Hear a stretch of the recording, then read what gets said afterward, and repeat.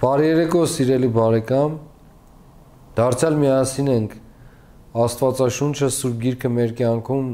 այս մեծ շարքի մեջ, մեր ճանապարհորդության մեջ եւ դարձյալ քննելու ենք, խոսելու ենք, զրուցելու ենք, հաց ու աղի պես բաժանելու ենք մեր Տիրոջ խոսքը, պատգամը, ինչպես միշտ ասել ենք, սահմանադրությունը, հոգևոր սահմանադրությունը,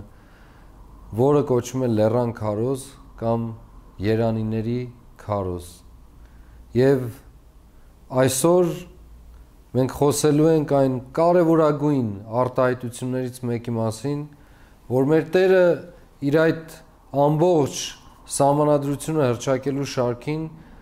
կարևոր առանցքային նշանակություն է հաղորդում, որպես շատ խորը պատգամ եւ որպես կարծես իր հետևողության նշանը, թե ովքեր կարող են իրեն հետևել։ Եվ ասում է մեր Տերը. Երանի նրանց, որ հալածվում են արդարության համար, որովհետև նրանցն է երկնքի արքայությունը։ Մի քանի տողվերը մենք նախապես տեսանք, թե դարձյալ երանի էր տալիս մեր Տերը ասելով օրհնված են, երանի են նրանք, ովքեր արդարության ձգտումն ունեն, արդարության քաղցն ունեն, որովհետև նրանք պիտի հագենան։ Եվ այստեղ կարծես շարունակում է նույն միտքը, բայց շատ կարևոր առանցքային մի բաղադրիչ ավելացնելով։ Երանի նրանց, ովքեր հալածվում են արդարության համար։ Եվ բնականաբար արդարություն փնտրողները միշտ էլ պիտի հալածվեն։ Եվ դա արդարության ձգտելու կարծես ամենակարևոր հատկանիշներից ու չափանիշներից մեկը լինի։ Եթե մարդը ընդհանրապես խաղաղությամբ չի կարողացել արդարություն հաստատել իր կյանքում, արդարությունը ենթադրում է նաև պատերազմ։ Պատերազմ ինքդ քեզ հետ, պատերազմ այն երևույթների հետ, որոնք համարում ես անարդար, եւ վերջապես պատերազմ այն բոլոր տեսակի զգացումների հետ, որոնք գալիս են մարդուն ընդհանրապես մղելու զարտուղի ճանապարհներով գնալու։ Եվ մեր Տերը այստեղ շատ հստակ կերպով խոսում է այն ձեռքբերումի մասին, այն վերջնակետի մասին, որով արդարության համար հալածվողները կհայտնվեն եւ կունենան որպես սեփականություն, իրենց կյանքի մեջ ապրող իրականություն։ Մեր Տերը այստեղ շեշտում է երկնքի արքայության մասին։ Հուշելով մեզ, մղելով մեզ մտածելու, որ մենք երկնքի քաղաքացիներ ենք, դեպի երկինք ձգտող համայնք ենք, մենք միայն երկրով սահմանափակված մարդիկ չենք, բայց մենք գործում ենք երկրում։ Մեզ չի կտրում երկրային իրականություն, մեզ վերացականության մեջ չի դնում, մեզ չի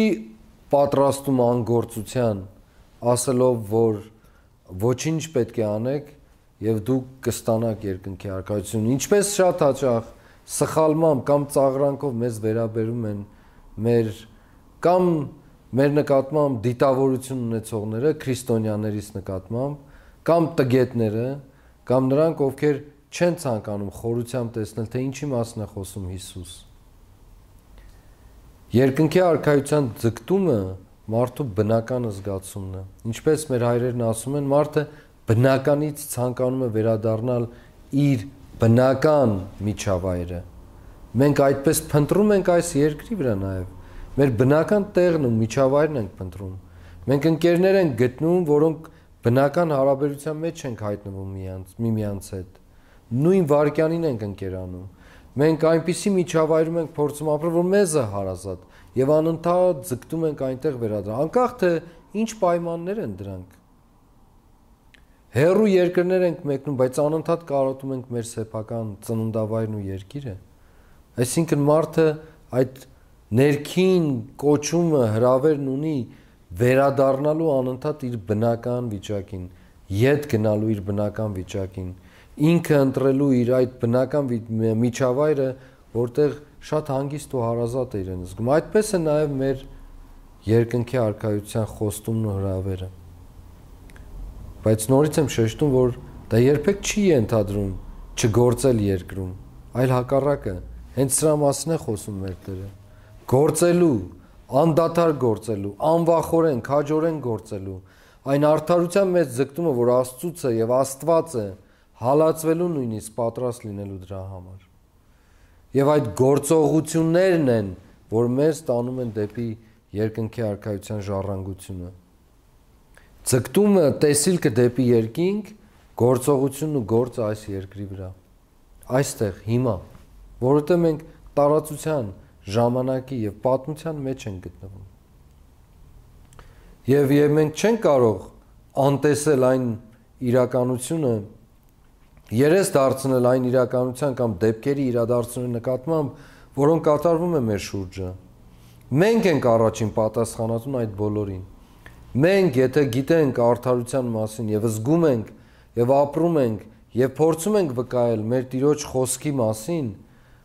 այդ խոսքից միայն արդարություն է բխում եւ մենք, եթե այդպիսի ճանաչողություն ունենք արդարության, մենք չենք կարող երես դարձնել եւ անտարբեր մնալ։ Դարձյալ կրկնում եմ, 3 ճանապարհներ կան, 3 աստիճան։ Առաջինը մենք մեզ հաղթելու։ Մենք մեր ոչ թե սեփական արդարությունը տեսնելու, այլ փորձելու Աստծո ներկայության արդարություն, Աստծո միջից արտահայտվող արդարության մասին խորելու եւ մեր կյանքը սրբագրելու։ Երկրորդ, մեր այն հարաբերությունների մեջ փորձելու արդարություն տեսնել, դարձյալ մեզնից եկող։ Եվ երրորդ պատերազմ այն բոլոր երևույթների դեմ, որոնք կարող են խաթարել մեր կյանքի ուղղությունը։ Եվ բնականաբար հալածանքն էլ անխուսափելի է, եւ դա պետք է ընդունել գոհությամբ։ Եվ հալածանքը կլինի տարբեր տեսակով եւ տարբեր կերպերով։ Եվ ովքեր հալածվում են արդարության համար, նրանք են երկնքի արքայության ժառանգորդները։ Նրանք են, որ Աստծո ճանապարհով գնացող են,